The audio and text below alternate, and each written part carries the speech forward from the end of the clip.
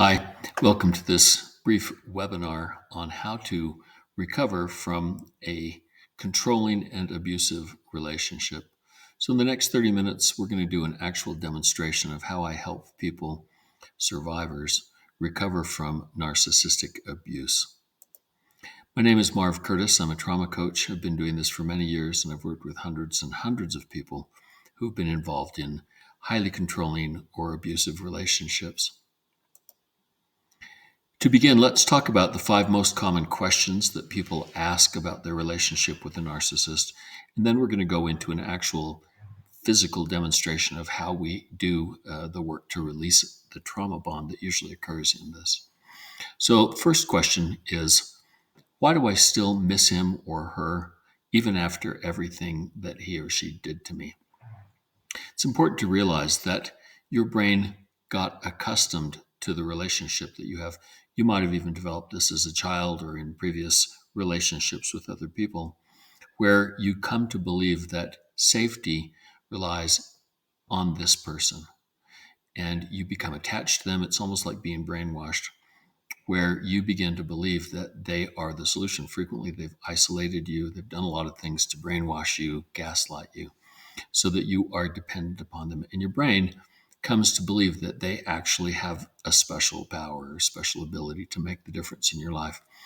And we call that a mistake. That's a mistake your brain is making. But it does that to try and help you, to try and protect you.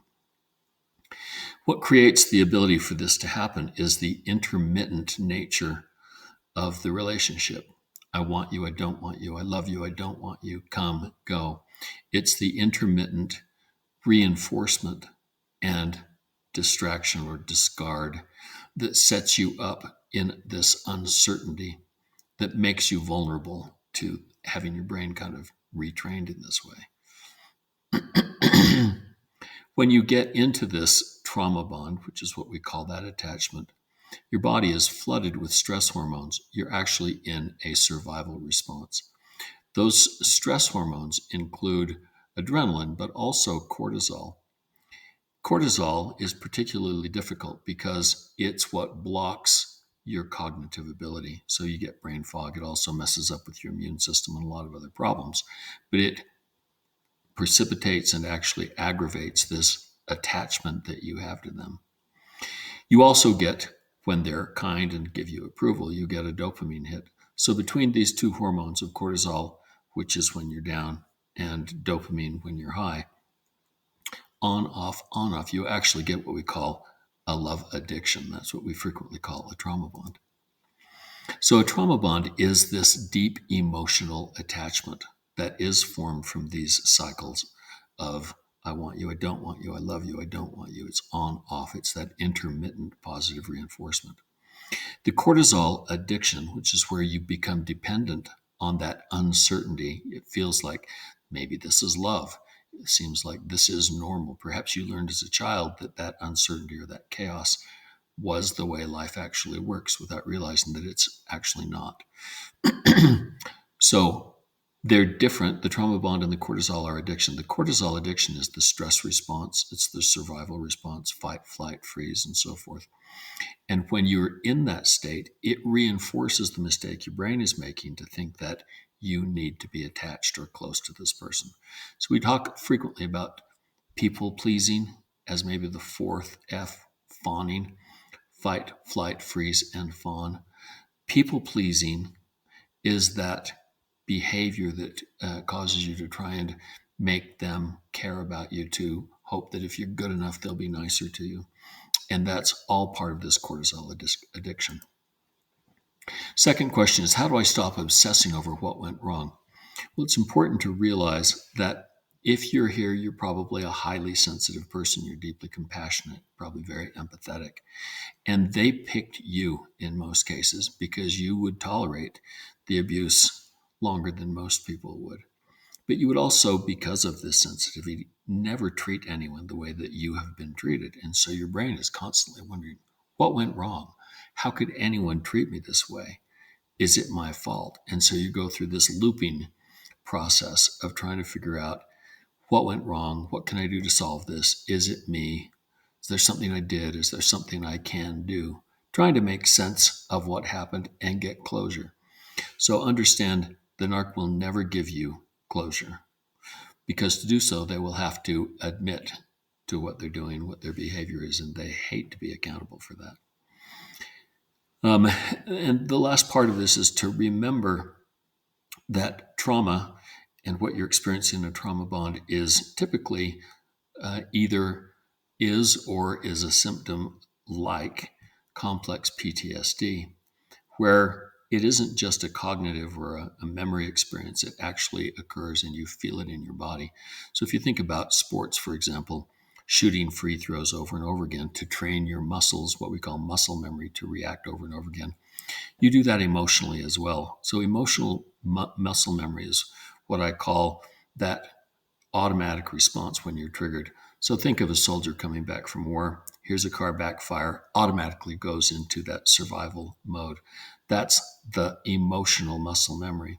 And that's what happens when you're in one of these trauma bonds. You have developed an emotional response, which includes going into survival mode, getting this flooding of cortisol frequently. So this is very much like a betrayal trauma. And it's when someone who you deeply trust lies, cheats, gaslights, or abandons you, and your brain kind of goes into a survival mode. Many times, as you begin to understand what's happening with your partner, you recognize, oh, narcissism. You maybe never heard of it before. And when you begin to look into narcissism, they will figure that out. Or you might even make the mistake of telling them you think they're a narcissist, and then they will project that back on you, gaslight you, tell you that you're the narcissist, you're the problem. And it's important to distinguish there's maybe something else going on here. So they don't actually have to be diagnosed as a narcissist in order to act like one, or in order for you to feel the trauma bond that comes from being with a highly controlling and toxic personality. So the narcissist typically is driven by the need for approval and validation. They really care how other people think. There's another factor here, which is sociopathy or sociopaths. These are people with antisocial personality disorder. And these are people who may also be narcissistic, and they tend to be more manipulative. So these are the people that you see come out after the narcissist has hooked you with their love bombing. When they change, they take off the mask. Frequently, there's a sociopathic behavior beneath it. Very cold, very manipulative, remorseless, exploitive. They are doing this for their own gain. It's very cruel. And they can be incredibly charming, very charismatic. Everyone else besides you thinks that they're wonderful, don't know what your problem is. But that's the other side of this. So many times you have experienced people who are both narcissistic and sociopathic.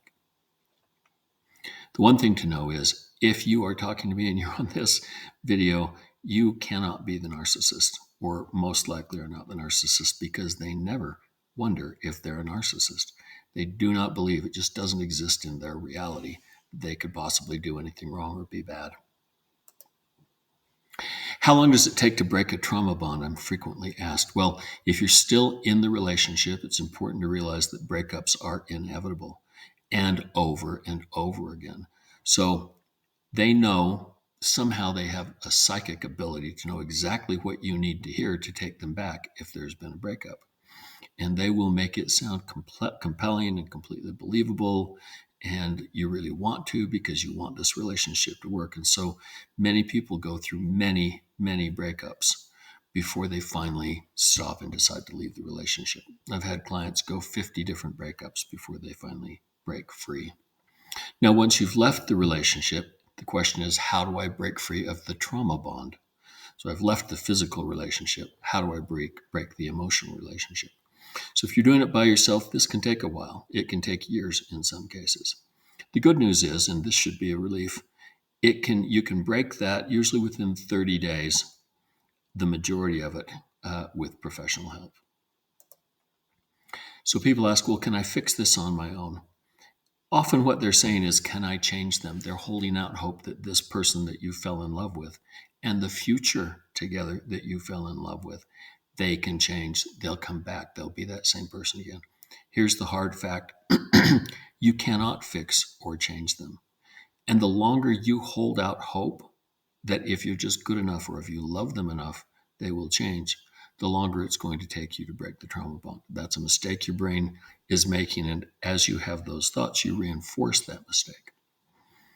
Now, although they don't ever truly change their personality, or at least almost never, they do change their behavior, and they will change it to match whatever circumstance they need to continue to be able to get from you whatever it is that they're getting, which might be approval, validation, money, sex, housing, validation, whatever it is. They can become whoever they need to be to get what they're trying to get. Can you fix you? Yes, you can absolutely heal your trauma bond and your addiction to the stress and uncertainty which we see in cortisol. Here's the thing though, you cannot talk yourself out of a trauma bond. It's not a logical process. You can't think your way through it. The unconscious part, the emotional part, is where you usually need help. So it's really just a question of, do you want to work through it, struggle through it on your own, which you can do, or do you want to get over it quickly? It's really just a matter of time. So how do we do this? We use what's called a trauma bond detox method. And we use emotional freedom techniques, which is abbreviated EFT, which is a tapping process. Very similar to acupuncture in Chinese medicine, but instead of using needles, we apply pressure to energy points on your body, and we apply the pressure by tapping. This method has been approved by the U.S. Veterans Administration, the VA, for working with soldiers returning who have PTSD, also depression, anxiety, and pain. So you have a different kind of PTSD, probably, or at least the symptoms of those kinds of issues, than a soldier would. Theirs is mostly a single event driven trauma. Yours, however, is these little walking on an eggshell experiences day after day after day after day, sometimes for years. Very similar in some ways, but different in others. In any case, this process works for both.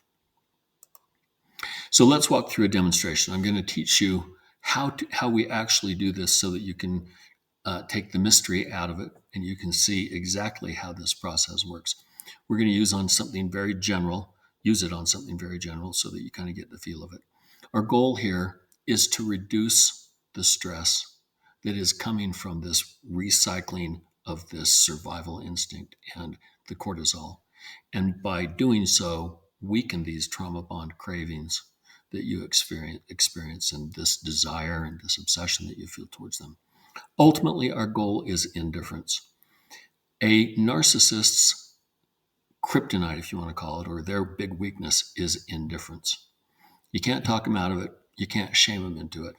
But by not caring, that hurts. And so we're going to work towards indifference on your part. Now, as we do this, it's not a long or difficult process, but you might get triggered. And if you do, stop tapping, because tapping is what we'll be doing. And I want you to just go into this safety protocol. So I'll have you cross your arms over your chest and start tapping like this. Collarbones are up on your shoulders. And then I'm going to have you breathe what we call box breathing. So you'll breathe into the count of 4. And then I'll have you take an extra gasp and hold your breath to the count of 4. That's 4 seconds. And then breathe out to the count of 4. And then relax to the count of 4. And you can keep doing that until you no longer feel overwhelmed. That's your safety switch.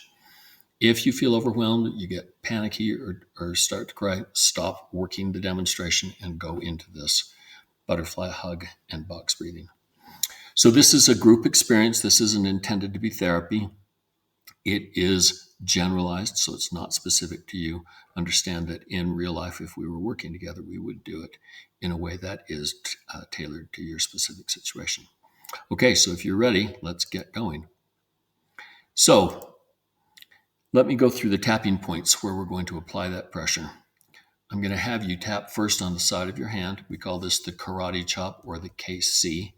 And that's where we express the setup. This is where we're priming our brain to know what to focus on and what the emotional issue is. So we'll first start here, then 3 fingers between your eyebrows, side of the eye, under your eye, on the bone that curves, and under your nose and on your chin.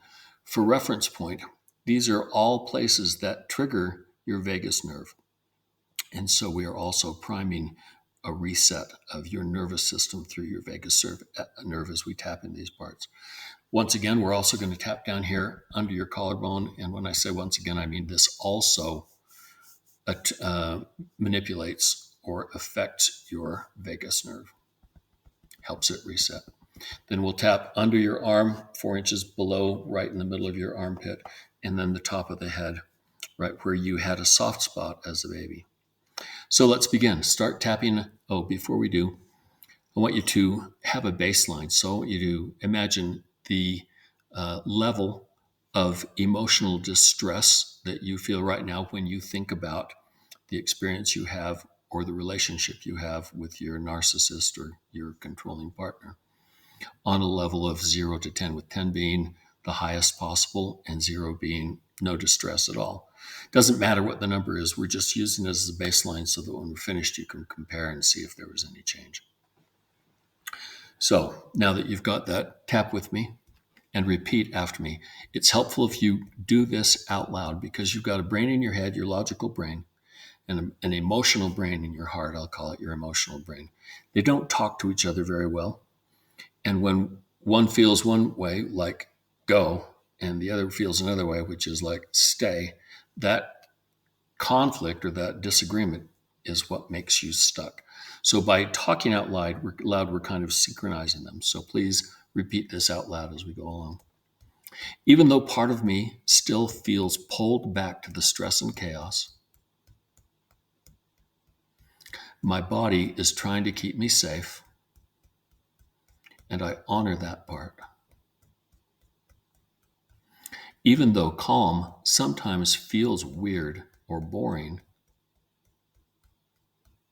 I'm open to a new pattern where peace equals safety.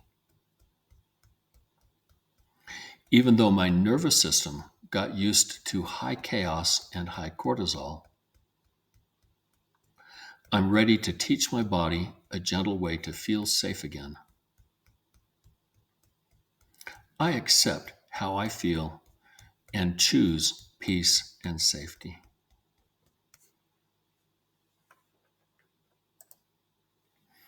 Now, between the eyebrows, letting my nervous system soften,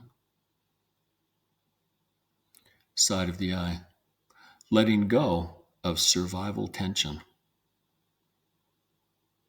under your eye, calming my heart and body under your nose. My breath is deeper now.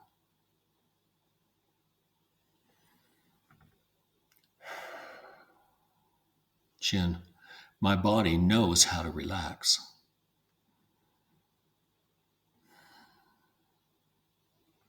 Collarbones. Activating the healing part of my nervous system.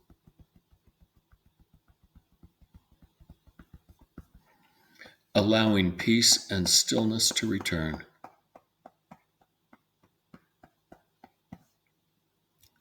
Top of the head.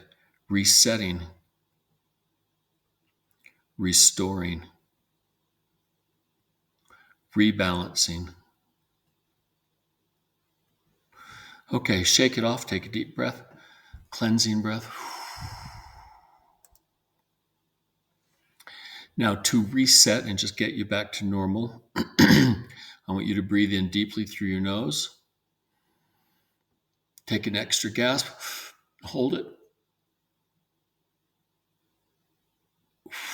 Breathe out like a sigh.